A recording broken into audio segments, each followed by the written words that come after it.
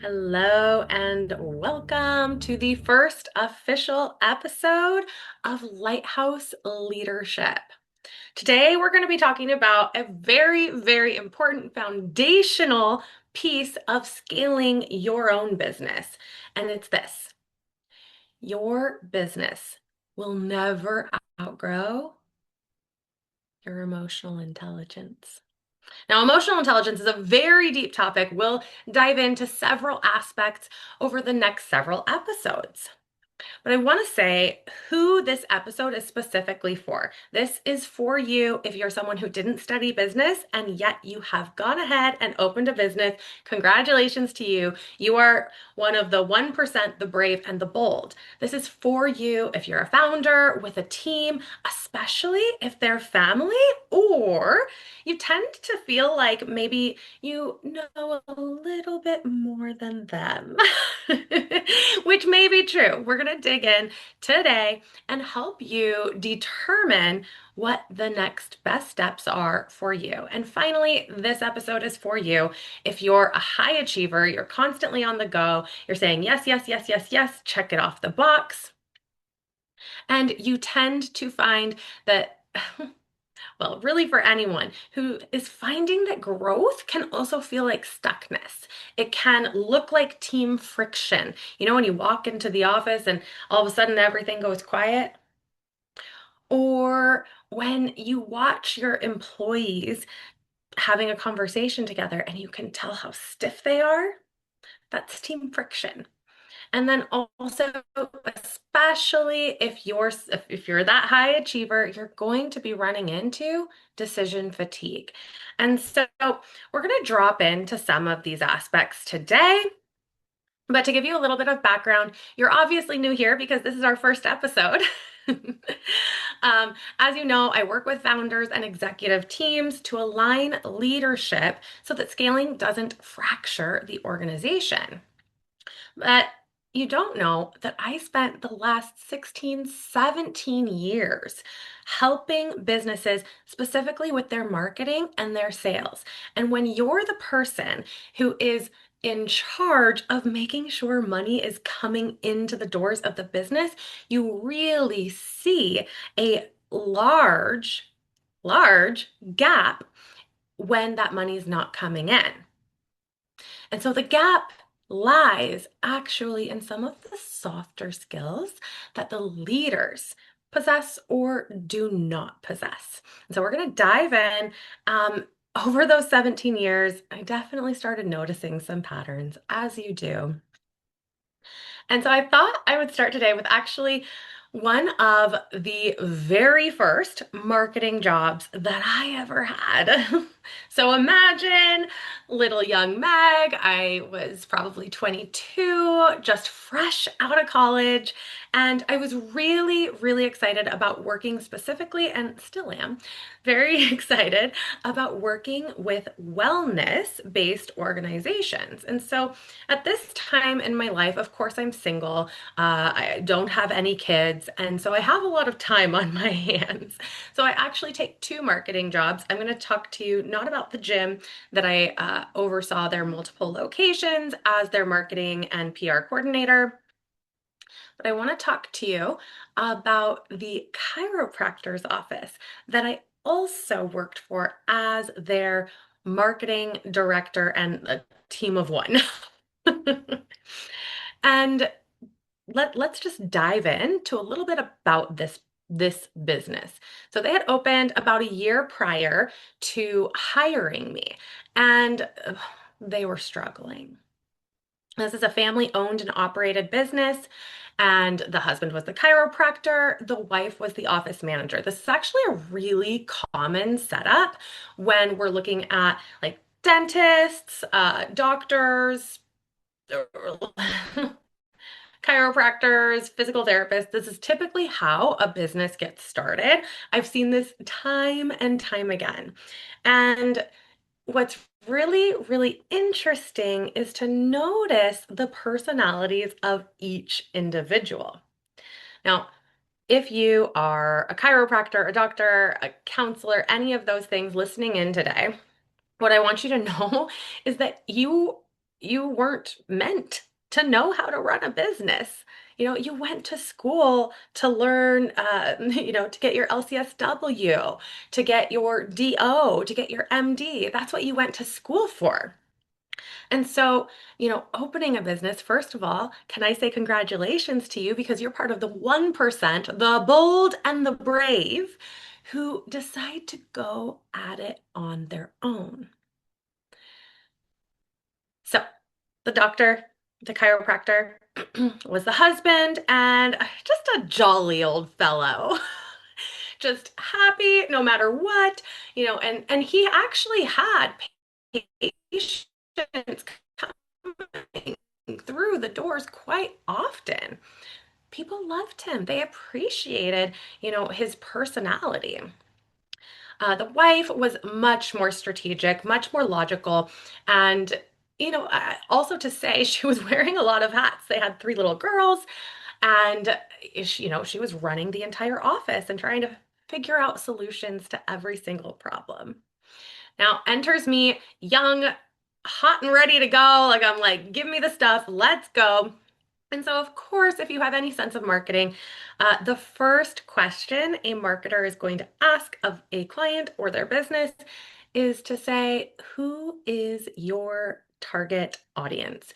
Who is your ideal client? The person you really want to be serving? And of course, they didn't know. They actually didn't know. They said everybody. Everybody. We can serve everybody. Now, this is a really common conversation that I to this day with especially new business owners. And so, talking to you right now, I want to put it this way. Do you really want anybody? Because when you say you want anybody, what you're really saying is that if they have a pulse, I will take their money. And that is not a sustainable business model, number one. Number two is that when you're talking to everyone, nobody resonates. It just creates confusion in the buyer, and ultimately, no one buys. And so I took it upon myself to observe and do the market research necessary, and of course, ask the chiropractor questions in order to get that information, to find out who their ideal client was in order to market effectively. Okay. So, and by the way, of course, we will be talking a lot about business, marketing, and sales. That's what I've spent most of my life doing. But here's what I also want you to know is that when you're the person in charge of making sure money is flowing into the organization, you see all of the soft skills that the leaders either possess or do not possess, and what's ultimately keeping money from flowing in. And so I've had a lot of opportunity to observe that, and that's mostly what we'll be talking about over the lifetime of this podcast. Okay, so I found out that they thought their ideal client was the elderly. So, people in their 60s, 70s, 80s, which is really beautiful. And I also noted how the chiropractor just lit up when young parents or children came into his office. So I said, "Are we sure we're going for the right target here?" And I explained to them, in fact, that actually the younger the target, the higher cash value over time. So lifetime value of a client, right? And that was shut down so fast. So fast. And so I said, "Okay, not a problem. If we're gonna go, focus on these more, elderly patients coming in the doors, then here's what we need." And so we laid out the plan, we started putting the pieces together. And again, They come up and they're like, "Well, can we put together a family event at a park?" Yes, but that's not the target audience that we've just created this massive plan for. So as you can see, there was confusion. There was, decision fatigue. They weren't actually clear on who they wanted to be serving. But there was something much deeper than that. And I'll jump into that in just a moment. But let's just fast forward. I think it was 4, maybe 6 months later, because of this up and down, because of this back and forth of who are we talking to, they let me go. And the reason that one stung was because I actually knew. I actually knew what they needed in order to get the business flowing. And the thing is that just a few months later, they ended up closing their business doors. Now, this may have served them. This may have been what they actually desired. I will never know. But I think for most business owners who go out on their own, you really want it to succeed. And so closing business doors can be a real shot to the identity, and it can create stories that affect you for much longer than the actual act of closing your business doors. And so that's why I want to dig in today on this episode, because here's the truth: the marketing was there, they had the tools that they needed. The marketing isn't really what failed. It was decision. It was their own leadership. Making decisions is one of the most important facets of leadership. And when you are in a family-ran business, this can also be difficult to navigate. And so just want to go through some of these silent killers that I've seen over time, but the biggest ones, and the biggest ones that were present in this story, were ego. When, yes, when I was let go from this position, they actually told me it was because I was too young. Do you guys see how the age was part of this entire process? They wanted to serve the elderly. I saw that they actually probably wanted to serve younger families and children. And then, of course, that just meant I was too young. I was too young. And I felt, oh goodness, I'll just say this, and I want to say this to the person who is a self-proclaimed perfectionist. The amount of judgment your team can feel pouring out of you if you're not doing the inner work is toxic. Is toxic. So every conversation I had with this woman, I was like, oh, I just felt this judgment. It wasn't until, of course, I was let go that I understood what that judgment was about. So ego, that means it's often hard to receive feedback, and it's often a judgmental energy that you're pouring into your team. Don't worry. This can be subsided, this can be shifted, but it's really a choice that you make as the leader. Guardedness, so a lack of trust. This is actually, you may think that it's about the people on your team, not being able to trust them, but it's actually a lack of trust in yourself. And it slows down your decision making. It makes you wobble all through the process till eventually you either snap and make things work, or you snap and have to close things down. Now, I believe that everybody listening here is someone who deeply wants to help others. And so let's work on having the snap so that you can make things happen. So growth problems are sometimes strategy problems, but again, they're often much deeper. It's about the leadership that you're stepping into. Because the truth is, and this is a reframe that every leader needs, is if you're a leader just on paper. You'll know that you're a leader only on paper if you see problems as problems. A true leader sees problems as pathways. Pathways for growth, pathways for inner expansion, pathways to make money. There's a capacity piece any leader needs to grow into where you can hold discomfort at the same time that you may be celebrating something else. And as your business grows and continues to reach more people, you have to be able to hold more discomfort and more celebration all at the same time.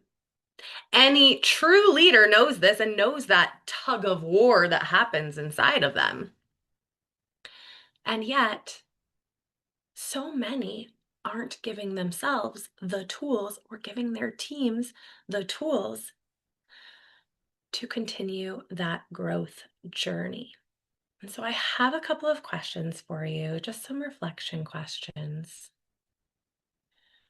Where are you not listening to your team?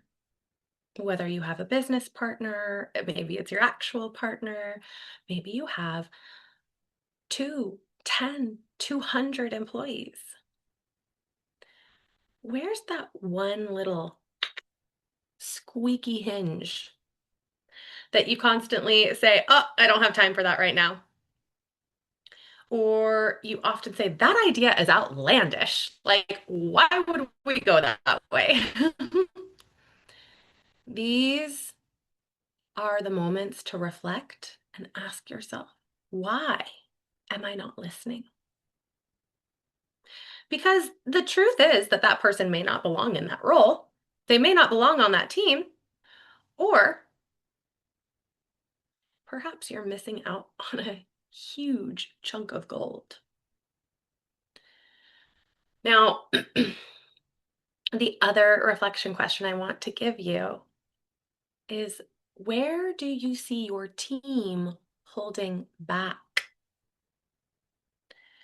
This often looks like a little gulp, swallowing, literally swallowing their words. Our body gives us or other people's bodies gives us so many signals of what they're actually feeling and thinking.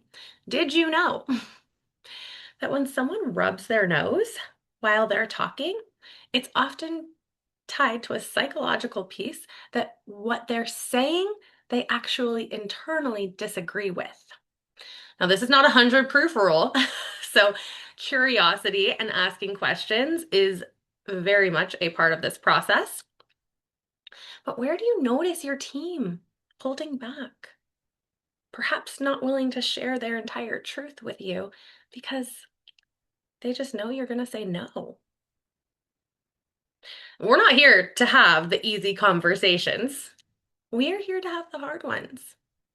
And so while I know these questions may feel a bit triggering, I invite you to look at them as activations. Activations that can make a massive difference within your organization when you take the time to actually reflect and then make a change in behavior or systems, right? It might be an organizational problem versus a you or them problem, right? So I want to give you a tool as you're reflecting on these questions. The next time your business partner, your team, your employees bring you an idea and you really want to say no. Now, there's a difference between a full body no, like a knowing, and just a full body no that is a reaction. So I want you to start paying attention to how your body responds with yeses and nos, because there's a reason behind what your body is experiencing that often gives you clues into what your real answer might be. Sometimes you might be a person that says yes to everything. Or you might be the type of person that says no to everything. There's usually an incongruency in your decisions because of that. So the next time someone brings you an idea, and this could even be like at home, it could be your child. You could start simple and practice at home. When you want to say no, allow yourself to lean back. Do not interrupt. Listen to them fully, even if you're dying to get your own words out. Listen fully. And when they're done sharing their idea, if they haven't already shared this, ask them why they think this is a good idea. Listen. And here's the real challenge in this tool. Even if you still want to say no, try saying yes. And here's how you're going to do it. Some of you may know this tool already. It's called yes and. Now, this is where you can let someone know that they're heard, even if you disagree. So you might say to their idea, you might say, yes, I hear you. And what I see as a potential roadblock is XYZ. Or, yeah, I've heard that before. And I think we should stick to the plan and see how it goes. Then we can have another meeting, and after we have some results, we can decide if we need to pivot or not. Try this and watch what starts to happen, because creativity will skyrocket. Camaraderie will skyrocket, and the trust level that your team has for you will skyrocket. And what happens? What will happen for you internally is that trust for yourself skyrockets. Again, a lot of this story came back to ego and guardedness, unwilling to hear ideas. But deeper and more rooted than that is being able to trust yourself in your own decisions without judgment, without guardedness. One simple tool for you, but I'd love to know if anything today hit home for you. If you had any aha moments, please send them in. I love hearing genuine connection and genuine comments. Or if you have a question, send it in and we can make sure that we start to implement those into our episodes as well. Here's what I want you to remember. If you want your business to scale, your leadership has to expand first.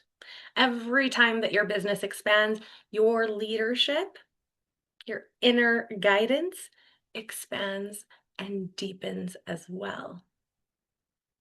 If this landed for you, or if you have questions, if you're thinking, Meg, did you just call me out as a self-proclaimed perfectionist?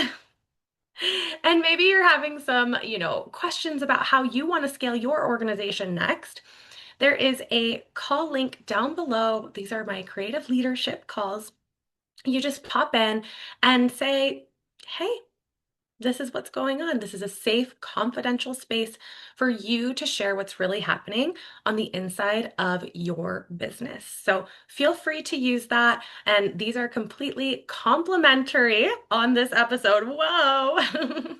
Completely complimentary. I'll just let you know if I think that I have an idea for you or if I can help you in another way. Now, this I want you to continue remembering too. Action precedes clarity. So keep rowing. This is Lighthouse Leadership, where we talk about what it actually takes to lead people and scale a company. I'm Meg, leadership facilitator, strategist, and the person founders bring in when growth starts to get messy. After working inside hundreds of businesses from early stage teams to multi-million dollar companies, I've seen one thing over and over again. Your business doesn't grow because you work harder. It grows because you learn how to lead. Lead people, lead decisions, lead yourself, especially when things aren't clear. This space is for real operators, the ones in it, not watching from the sidelines. We're talking team breakdowns, hard decisions, blind spots, and the moments where leadership actually matters. Because most of the time, it's not obvious. Think of this podcast like your external perspective, the thing that helps you see what you can't see from the inside of your business. So if you're building a team, scaling something real, and you want to lead it better, you're in the right place. Let's go.